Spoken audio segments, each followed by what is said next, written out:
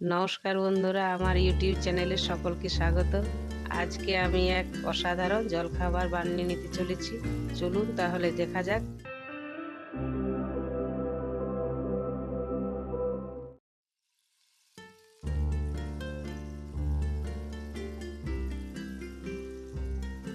প্রথমে আমি 1 কাপ পরিমাণ প্রায় 200 গ্রামের মতো ডালিয়া নিয়ে নিলাম এবং শুকনো কড়াইয়ে ভেজে নেব যতক্ষণ না একটু ভাজা ভাজা গন্ধ আসে। ভাজা হয়ে এসছে। এরপর আমি কিছুক্ষণ ঠান্ডা করে নেওয়ার পর পরিষ্কার করে আমি ধুয়ে নেব। দেখতে পাচ্ছেন বন্ধুরা, ভালো করে ধুয়ে নিচ্ছি। যদি কোনো নোংরা থেকে থাকে তাই আরেকবার ভালোভাবে ধুয়ে নিচ্ছি। ধুয়ে নেওয়ার পর এরপর আমি ছাঁকনিতে করে জল ঝরিয়ে নেব। ছাঁকনিতে করে আমি জলটা ঝরিয়ে নেব। এরপর কড়াইয়ে সাদা তেল নিয়ে নেব। পরিমাণে গোটা জিরে দিলাম, অল্প পরিমাণে কালো জিরে দিলাম, কুচনো আদা দিলাম, 2-3টের মতো আমি কাঁচা লঙ্কা কুচিয়ে দিলাম। আমি একটা তেজপাতা দিলাম, কুচনো ক্যাপসিকাম দিলাম, ছোট ছোট করে কুচিয়ে রাখা গাজর দিলাম। এরপর আমি কিছু পরিমাণে বাদাম দিলাম, কয়েকটা কাজু দিলাম, কয়েকটা কিশমিশ দিলাম। সবজিগুলো আমি ভালো করে ভেজে নেব।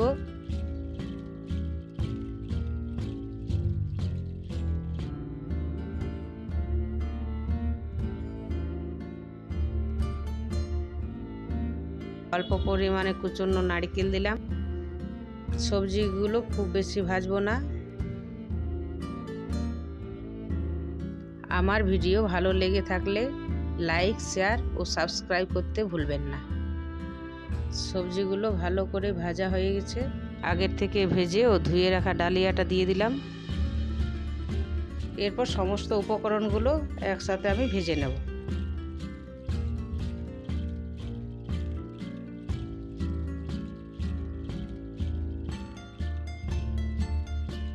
পরিমাণ মতো লবণ দিলাম। এরপর স্বাদ মতো চিনি দিলাম। আপনারা আপনাদের স্বাদ অনুযায়ী দিবেন। এরপর আমি 2 মিনিটের মতো ভেজে নেব।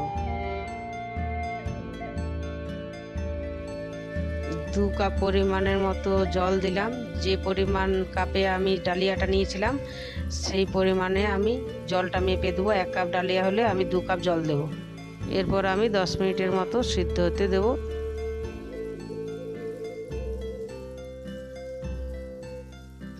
10 মিনিট পর ফিরে এলাম। এই ঢাকা তুলে দেখুন বন্ধুরা কি সুন্দর হয়েছে। এটা একটু ঠান্ডা হলে আরও ঝরঝরে হবে।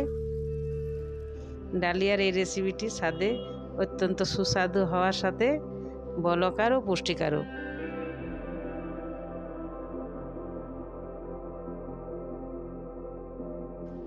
আমার রান্না পুরোপুরি তৈরি। এরপর আমি একটু লেবুর রস দিয়ে নামিয়ে নেব। বন্ধুরা, আপনারা সবাই একবার বাড়িতে ট্রাই করে দেখবেন।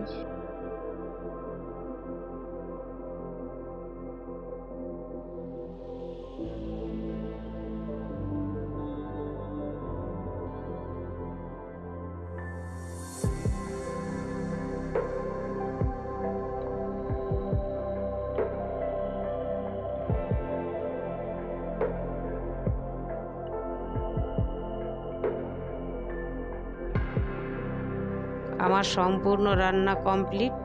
দেখুন অতি সহজে বিকেলের এক জলখাবার বানিয়ে নিলাম।